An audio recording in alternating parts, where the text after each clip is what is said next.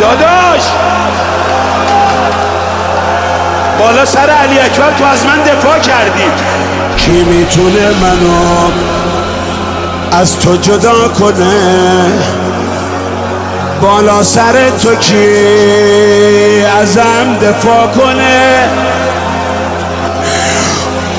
پاشو بریم با هم، پاشو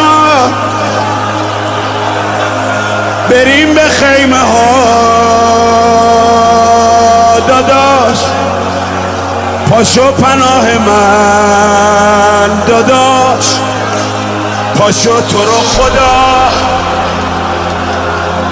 مشکی که با هزار زحمت رسید به آب، بیچاره طفلک شیرخواره،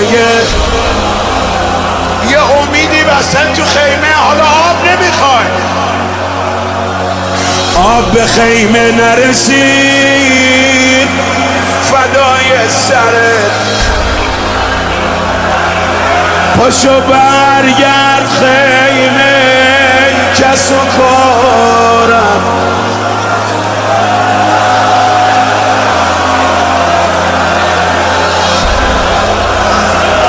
تو امید منی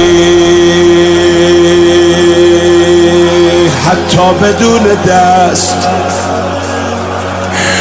پاشو یه کاری کن که کمرم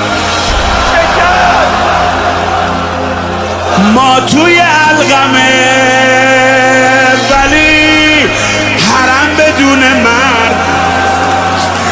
پاشو که دشمنه داداش خیمه رو دوره کرد،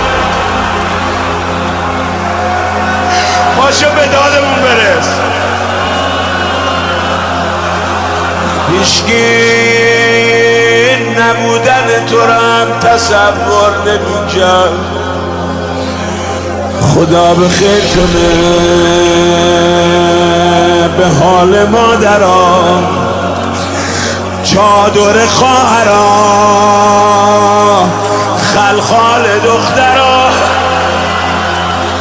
یه یاری بگو داداش پاشو با من بیا داداش، تا نزده کسی داداش تو گوش دختر.